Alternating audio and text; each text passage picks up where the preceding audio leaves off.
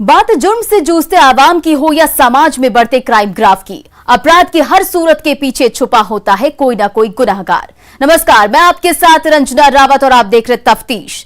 तफ्तीश की राह में आने वाली हर कड़ी सुराग बनकर पहुंचाती है गुनाहगारों को सलाखों के पीछे। तो आप बने रहिए हमारे साथ, क्योंकि हर जुर्म के खिलाफ हमारी तफ्तीश लगातार जारी है। बिहार में शराबबंदी कानून लागू होने के बाद शराब माफिया आए दिन पुलिस वाले पर हमला करते हैं। ऐसा ही एक मामला सामने आया है दानापुर से, जहां पर पुलिस और शराब माफियाओं के बीच भिड़ंत हो गई, जिसके बाद कई पुलिसकर्मी घायल हो गए। क्या है पूरा मामला, देखिए इस रिपोर्ट में। शराब माफिया बेखौफ, खाकी में खौफ। पटना में नहीं रहा पुलिस का इकबाल, पिट गई पुलिस, छिन गई बंदूक। शराब माफियाओं का मनोबल इतना बढ़ा हुआ है, जो भी उनके खिलाफ आवाज उठाता है उसकी जुबान हमेशा के लिए खामोश कर देते हैं, वो चाहे आम जनता हो या फिर पुलिस वाले। ऐसा ही एक मामला सामने आया है पटना सदर के परसा बाजार थाना इलाके से, जहां टरवा मुसहरी में बेखौफ शराब माफियाओं ने छापेमारी करने गई पुलिस टीम पर हमला कर दिया और 3 पुलिसकर्मियों की जमकर पिटाई कर दी। हम खड़े हैं पटना सदर अनुमंडल के, ये टरवा मुसहरी है, जहां पर जो है यहाँ के कुछ बदमाशों ने पुलिस का राइफल छीन लिया है। और ये वही इलाका है जहां पर जो है राइफल छिनाया है, जिसमें 3 पुलिसकर्मी भी घायल हुए हैं। एक एएसआई है जो घायल हुए हैं, विजय नारायण मांझी। दूसरा जो है सिपाही प्रेम जो है घायल है, और उसके बाद एक होमगार्ड के जवान घायल हैं। यही वो इलाका है जहां पर जो है रात में छापेमारी के लिए पुलिस आई थी। शराब मिलने की सूचना मिली थी, उसके बाद जो है पुलिस छापेमारी में आई थी, लेकिन कुछ शराबियों ने और कुछ शरारती तत्वों ने जो है उनका राइफल छीन लिया और उसके बाद जो है वो भाग गए। और उसके बाद पुलिस को भी पिटाई किया, पुलिस जिसमें 3 पुलिसकर्मी घायल हैं, निजी नर्सिंग होम में एडमिट हैं। वहीं इस मामले में पुलिस की बर्बरता भी दिखाई दी, जहां एक असहाय महिला की भी पुलिस ने बेदर्दी से पिटाई कर दी। क्यों पिटाई किया गया है आपकी? क्यों ना हम ऐसी ठाड़ी ऐसी आकर चलावे लगल थी ना का बाबू, बूढ़ी बाबू, चढ़ दो बाबू। कौन मारा? अब हम चिंता नहीं रहते। पुलिस वाला? कौन पुलिस वाला? हाँ। रात में लड़ाई झगड़ा हुआ था ना? वो लड़ाइयो झगड़ा के न जाना है, न जानते। पेशाब कर ला निकली हो ना, बस दम चला ही लेवे करके बाबू, माँ तुम्हारा बाबू। इस मामले में मौके पर मौजूद पुलिसकर्मी अपनी नाकामी छुपाने के लिए मामले पर कुछ भी बोलने से बच रहे हैं, जो हैरान करने वाला है। पुलिसकर्मी मौजूद हैं, क्या हुआ है घटना? हमको अभी जानकारी पूर्ण रूप से नहीं, हम नहीं बता पाएंगे, सर से बात कीजिए। अब सवाल ये है, नाकामी पर चुप्पी क्यों? क्या पुलिस अपनी नाकामी छिपा रही है? पुलिस का हथियार अब तक क्यों नहीं मिला? क्या पुलिस पूरी तैयारी में नहीं गई थी? क्या पटना में खाकी का खौफ नहीं रहा? शराबबंदी में कैसे चल रहा था धंधा? आरोपियों की गिरफ्तारी कब होगी? अब आपको बताते हैं कि पुलिस वालों पर कब कब हमला हुआ है। 14 जून बिहटा में पुलिस टीम पर हमला, राइफल भी छीना। 14 जून मुंगेर में शराब माफिया ने पुलिस मुखबिर पर हमला किया। 10 जून पटना के दीघा में छापेमारी करने गई पुलिस टीम पर हमला। 2 जून मोतिहारी में शराब तस्करों ने पुलिस की टीम को खदेड़ा।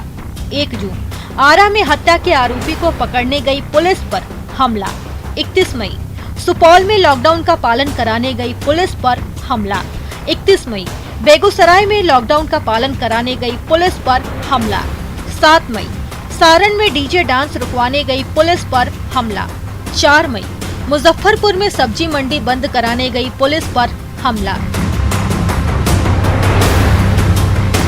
फिलहाल अब देखना होगा कि इस मामले में पुलिस क्या करती है और कैसे अपने इकबाल को कायम करती है।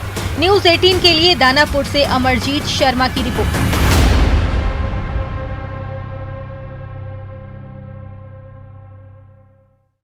बिहार में शराब भेजने वालों की अब खैर नहीं है।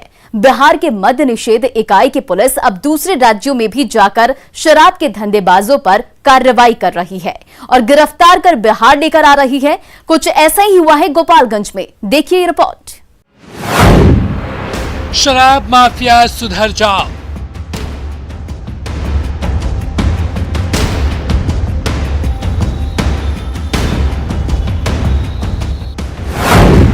नहीं तो जेल की हवा खाओ।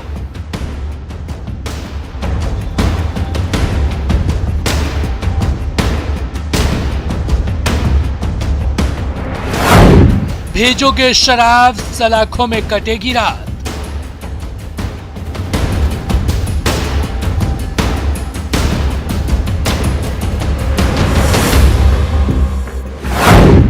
नाम मंजीत कुमार,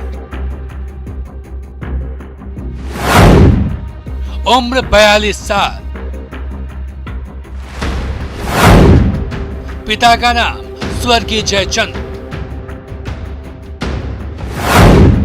गांव भाप डोदा, जिला झज्जर, राज्य हरियाणा, काम बिहार में शराब सप्लाई करना।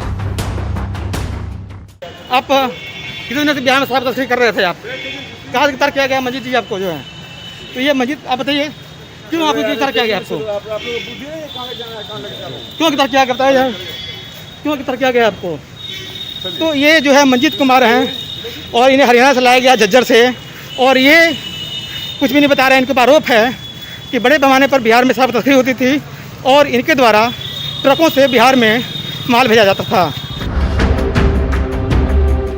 यही वो नाम और यही वो शख्स है जो शराब बंदी वाले बिहार में ट्रकों में भर भर कर करोड़ों की शराब भेजता था, वो भी हरियाणा में बैठकर, ये जानते हुए भी कि बिहार में 2016 से ही पूर्ण शराब बंदी है। यहाँ शराब पीना, पिलाना और बेचना कानूनन जुर्म है। उसके बाद भी ये माफिया दूसरे राज्य में बैठकर इसकी जरूरत कर रहा था और वो समझ रहा था कि बिहार पुलिस उसका कुछ नहीं करेगी। तो सुन लो, अगर बिहार में शराब की खेप भेजोगे तो सलाखों में जाओगे। इस बात की तस्दीक ये तस्वीरें कर रही है। पुलिस कस्टडी में हाथों में हथकड़ी लिए दिख रहा ये शख्स हरियाणा का शराब माफिया है, जिसका नाम मंजीत कुमार है, जो हरियाणा के झज्जर जिले के भाप डोड़ा गांव में बैठकर बिहार में ट्रकों में भर भर कर शराब भेजता था। लेकिन अफसोस कि अब ये ऐसी जरूरत नहीं करेगी, क्योंकि गोपालगंज पुलिस ने उसके गढ़ में घुसकर उसके हाथों में हथकड़ी पहनाई है, वो भी रोहतक पुलिस की मदद से, जिसके बाद से हरियाणा के शराब माफिया में हड़कंप मचा हुआ है। सीमावर्ती जिले हैं, वहाँ के लोगों से साठगांठ करके और उसको ट्रक के माध्यम से, ये जो चोरी की ट्रक हो या कोई पुरानी ट्रक हो, उसके माध्यम से ये बिहार में भेजा करता था। 11 जून को गोपालगंज के गोपालपुर थाने में शराब की बड़ी खेप पकड़ी गई थी, जिसमें 2 लोगों की गिरफ्तारी भी हुई थी। इस बरामदगी को लेकर 11 जून को भी मामला दर्ज किया गया था। इसके अलावा जिले के ही कुचायकोट थाने में पहले से इसके खिलाफ शराब तस्करी के 2 मामले दर्ज थे, जिसके बाद पुलिस ने इसकी गिरफ्तारी के लिए जाल बिछाना शुरू किया। रविवार यानी 13 जून को गोपालगंज पुलिस ने रोहतक पुलिस की मदद से उसे उसके घर से धर दबोचा, जिसके बाद इसे हवाई जहाज से पटना लाया गया। वहां से बिहार की मद्य निषेध इकाई की पुलिस उसे गोपालगंज लेकर आई है, जहां उसे कोर्ट में पेशी के बाद रिमांड पर भेज दिया गया है। ये 3 लोगों की एक टीम बनी, जिसमें उसकी आइडेंटिफिकेशन को हमने इस्टेब्लिश किया और एक टीम को तुरंत हरियाणा भेजा और रोहतक पुलिस की मदद से उसकी गिरफ्तारी सुनिश्चित की। पुलिसिया पूछताछ के सामने इस माफिया ने परत दर परत सारे राज उगल दिए। जिले के एसपी के मुताबिक मंजीत का हरियाणा में 3 ठेके हैं। वह L1 लाइसेंसधारी शराब विक्रेता है, जो शराब ठेके के नाम पर शराब मंगवाता था और ऊंची कीमत पर बिहार में ट्रकों के जरिए भेजता था और बैठे बैठे मोटी रकम वसूल रहा था। उसे पता नहीं था बिहार की मद्य निषेध इकाई की पुलिस उसके घर तक पहुंच जाएगी। मामलों में शराब भेजने की बात स्वीकार की है। यहाँ जो इसका नेटवर्क है, प्राप्तकर्ता जो गिरोह है, समूह है, उसकी भी पहचान की गई है। उनके भी नाम हम लोग सत्यापित कर रहे हैं और उनकी गिरफ्तारी के लिए भी टीम प्रयास कर रही है। इसने हाल ही में एक महंगी लग्जरी गाड़ी भी खरीदी है और इसकी जितने भी अवैध शराब बेचने से जितनी संपत्ति इसने अवैध संपत्ति अर्जित की है उसकी भी पहचान हम लोग कर रहे हैं और इसमें उसके बाद इसमें prevention of money laundering act के तहत प्रस्ताव बनाकर और भेजा जाएगा और इसकी जो भी अवैध संपत्तियां हैं उसकी जब्ती की भी कार्रवाई की जाएगी। पूछताछ में शराब तस्करी से जुड़े कई अहम खुलासे हुए हैं, जिसके बाद से पुलिस पूरी सिंडिकेट को खंगालने में जुट गई ताकि उन्हें भी सलाखों के पीछे पहुंचाया जा सके और शराबबंदी वाले बिहार को इस सिंडिकेट के मकड़जाल से बचा सके। ये कोई पहला मामला नहीं जब दूसरे राज्यों से शराब माफिया की गिरफ्तारी हुई है। इससे पहले भी मद्य निषेध इकाई की पुलिस ने पंजाब, हरियाणा, झारखंड, पश्चिम बंगाल और असम से शराब के बड़े तस्करों को गिरफ्तार कर चुकी है। अभी भी वक्त है, सुधर जाओ। अगर नहीं सुधरोगे तो हवालात की हवा खाओगे, चाहे जहां भी रहोगे। न्यूज़ 18 के लिए गोपालगंज से मुकेश की रिपोर्ट। अपराधियों की करतूतें थमने का नाम नहीं ले रही है। आए दिन अपराधी रोंगटे खड़े कर देने वाली वारदात को अंजाम दे रहे हैं। एक बार फिर बेगूसराय में हत्या की एक ऐसी वारदात सामने आई जिसमें अपराधियों ने एक ठेकेदार की गोली मारकर हत्या कर दी। क्या है पूरा मामला, इस रिपोर्ट में देखिए। बेगूसराय में क्राइम आउट ऑफ कंट्रोल, ठेकेदार की गोली मारकर निर्मम हत्या। वारदात के बाद इलाके में दहशत। अपराधियों की खौफनाक वारदात ने एक बार फिर सबको दहला दिया। मौत का ये मंजर रोंगटे खड़े करने वाला था। एक शख्स मौत के आगोश में सो रहा था। मौके पर मृतक के परिजन मौजूद थे। हर कोई हैरान परेशान था। ये वारदात बेगूसराय के चकिया थाना के सिमरिया गांव की है, जहां एक ठेकेदार नीरज कुमार की बेखौफ बदमाशों ने गोलियों से भूनकर हत्या कर दी। घटना रात के 8 बजे जब खाना पीना खा के भैया जब बाहर निकल रहे थे, उसी टाइम काली मंदिर के पास दर्जन भर हथियार लैस अपराधी पर गोलीबारी कर दी। घटना के बारे में बताया जा रहा है कि पड़ोस के गांव के कुछ बदमाश लोगों ने इस घटना को अंजाम दिया है। फिलहाल पुलिस शव को कब्जे में लेकर पोस्टमार्टम के लिए भेज दिया है और पूरे मामले की जांच कर रही है। मृतक पिछले कुछ वर्षों से बैंक का जॉब करते थे। इसे 2 वर्षों से छोड़ के ये ठेकेदारी के लाइन में उतर गए थे। ठेकेदारी करते थे पिछले 2 वर्षों से। हत्या के पीछे कुछ सुलझा हुआ नहीं लग रहा है। कुछ विवादित अपने ग्रामीण से और पड़ोसी गांव से कुछ विवाद ऐसा हुआ कि इन पर गोली से दर्जनों हथियार लैस अपराधी ने पर हमला कर दिया, जिससे बुरी तरह जख्मी हो गए, दम तोड़ दिए। फोन करके साथ देखो गाँव में गोली चला है, तो हम गए पता करिए तो ज़्यादा करिए भाई वजह नहीं रहे। एक इलाज करा के जाके करम में रास्ता में मर गए, फिर घूरा के घर पर रहे। घटना एगो थे काली थान के भेले 9 साढ़े 9 के बीच में गोली लगले। हाल के दिनों में बेगूसराय में आपराधिक वारदात में बेतहाशा वृद्धि से आम लोगों में हताशा का आलम साफ देखा जा रहा है। ठेकेदार की हत्या से भय का माहौल कायम है। पुलिस अपराधियों पर नकेल कसने में पूरी तरीके से फेल हो रही है। न्यूज़ 18 के लिए बेगूसराय से संतोष।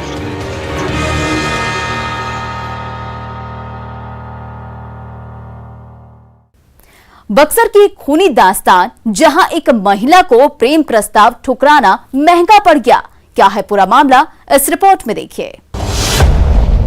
एक तरफा प्यार में खूनी अंजाम, इनकार किया तो मार दिया, कातिल बैंक मैनेजर बेनकाब, खूनी रंग से लिखी लव स्टोरी। हाथों में हथकड़ी पहने इस शख्स को गौर से देखिए। इसका नाम शिवरन आर्य है, जो कि एक फाइनेंस कंपनी का शाखा प्रबंधक है। इस शख्स पर हत्या का आरोप है, जिसने एक तरफा प्यार में चोट खाकर अपनी सहकर्मी की मौत की साजिश डाली और बन गया अपने ही प्यार का हत्यारा। दरअसल मामला बक्सर के राजपुर थाना क्षेत्र का है। जहां एक फाइनेंस कंपनी में काम करने वाली महिला गीता देवी से शाखा प्रबंधक शिवरन आर्य को प्यार हो गया है और वो अपने प्यार को पाने के लिए पहले से शादीशुदा महिला कर्मी पर शादी का दबाव बनाने लगता है। लेकिन जब महिला उसके प्रेम को ठुकरा देती है, जिसके कारण गुस्से में आग बबूला शाखा प्रबंधक गीता देवी को मौत के घाट उतार देता है। कैश पार माइक्रो फाइनेंस कंपनी है, उसमें काम करती हैं। हत्या के समय में इनके पास 2 मोबाइल जो प्रयोग करती थी वो था और इनके पास लाल बैग था। ये एक तरीके से ब्लाइंड मर्डर केस था, जिसके बारे में न परिजन के द्वारा और न किसी अन्य व्यक्तियों के द्वारा बताया गया था। पुलिस ने इसे चुनौती के रूप में लिया। महिला बुधवार को अपने एक सहयोगी के साथ जमौली गांव में कार्य के लिए गई थी। जमौली से महिला रौनी गांव पहुंची, जहां से महिला वापस नहीं लौटी। सुबह में उसका शव बरामद हुआ। महिला के गर्दन और कलाई का नस काट उसकी हत्या कर दी गई थी। फिलहाल पुलिस ने इस हत्या में आरोपी शिवरन आर्य को यूपी के गहमर से गिरफ्तार कर लिया है, जो कि इस घटना के बाद से फरार था। बताया जा रहा है कि इस हत्या में 1 से ज्यादा लोग शामिल हैं, जिसकी पुलिस जांच कर रही है। जिसने हत्या की है वो भी इनके जानने वाले थे और इन्हीं के जो कैश पार माइक्रो फाइनेंस कंपनी है उसके भदौरा में एरिया मैनेजर हैं। इन दोनों के बीच में जनवरी से आत्मीय संबंध था। कुछ बिंदु पे इन लोगों के बीच में तनाव था, जिस कारण से शिवबरन जिनके द्वारा ये हत्या किया गया उनको पकड़ा गया है। उन्होंने अपने स्वीकारोक्ति बयान में महिला की हत्या की बात को स्वीकार किया है और जिस हथियार से हत्या किया गया है उसको भी बरामद किया गया है। पुलिस ने इस हत्याकांड का खुलासा करते हुए आरोपी को गिरफ्तार कर लिया है। पुलिस ने हत्या में प्रयोग की गई चाकू, खून के छींटे पड़े कपड़े को बरामद कर लिया है। अब देखना है जांच में जुटी पुलिस आरोपी को कितना सजा दिला पाती है। न्यूज़ 18 के लिए बक्सर से पुष्पराज की रिपोर्ट। पटना के बिहटा से एक वीडियो सामने आया है, जहां 2 पार्टनर के बीच पैसे को लेकर विवाद इतना बढ़ गया कि दोनों एक दूसरे के जान लेने पर उतारू हो गए। पुलिस को मुंह चिढ़ाते हुए एक दूसरे पर लाठी और बंदूक का धौंस दिखाने लगे। पूरा मामला क्या है, इस रिपोर्ट में देखिए। राइस मिल में 2 पार्टनरों में रार। पैसे के विवाद में भिड़े 2 पार्टनर। बंदूक और लाठी का दिखाया। काम करने वाले दोनों पार्टनर एक दूसरे की जान लेने पर उतारू हो गए। इस दौरान मारपीट और गाली गलौज चलती रही। कभी लठैत अपनी लाठियों का जोर दिखा रहे थे, तो कभी बंदूकबाजों की बंदूक हवा में लहरा रही थी। राइस मिल में कई घंटे तक जोर आजमाइश का दौर चलता रहा। इसी दौरान दबाव बनने के बाद राइस मिल के बाहर हवाई फायरिंग भी हुई। खुलेआम बंदूकबाजी और लाठीबाजी की ये घटना राइस मिल के अंदर और बाहर लगे सीसीटीवी कैमरे में कैद हो गई। जब पुलिस को घटना की जानकारी हुई तो पुलिस दल बल के साथ मौके वारदात पर पहुंची और वहां से दोनों पक्ष के आधा दर्जन लोगों को पकड़कर थाने ले आई। थाना पहुंचने के बाद भी दोनों पक्षों का विवाद शांत नहीं हुआ। इसके बाद थाना परिसर में भी जमकर दोनों पक्ष में तू मैं होते होते मारपीट भी शुरू हो गई। देखते देखते थाना परिसर जंग का मैदान बन गया। हालांकि पुलिस कर्मियों ने रोकने की पुरजोर कोशिश की, जिसमें 2 पुलिस कर्मी मामूली रूप से जख्मी भी हुए हैं। इससे आप अंदाजा लगा सकते हैं कि ये लोग कितने बेखौफ हैं और इनके जहन में खाकी का कितना खौफ है। इस वारदात के बाद इलाके में दहशत का माहौल है। इस मामले में पुलिस ने एक खोखा भी बरामद किया है। जब इस बाबत थाना अध्यक्ष से पूछा गया तो उसने सिरे से खारिज कर दिया और कहा कि ऐसा कुछ नहीं हुआ है, जबकि तस्वीरों में आप साफ देख सकते हैं कि सड़क किनारे व्हाइट टी शर्ट पहने खड़ा शख्स राइफल से फायरिंग कर रहा है। अब सवाल ये है कि पुलिस क्यों इस मामले की लीपापोती कर रही है? क्या पुलिस अपनी नाकामी छिपाने के लिए ऐसा कर रही है? खैर जो भी हो, लेकिन यही सत्य है। लेकिन पुलिस दोनों पक्षों से पूछताछ कर रही है। अब देखना यह होगा कि पुलिस दोनों के इस विवाद का क्या हल निकालती है। लेकिन जिस तरह से इस वारदात को अंजाम दिया गया है वो पुलिस की सख्ती और गश्ती पर सवाल खड़े कर रहा है। ये बता रहा है कि यहाँ पुलिस की नहीं दबंगों की चलती है। जब चाहे, जहाँ चाहे, जिसे चाहे अपना शिकार बना सकते हैं। दानापुर से न्यूज 18 के लिए अमरजीत की रिपोर्ट। अपराधी चाहे लाख शातिर हो, तफ्तीश की दिशा अगर सही है तो बच नहीं सकता कोई गुनाहगार सलाखों के पीछे जाने से। तो पुलिस चाहे सोई हो, मुजरिम चाहे कोई हो, आप बने रहिए हमारे साथ, क्योंकि हर जुर्म के खिलाफ हमारी तफ्तीश लगातार जारी है।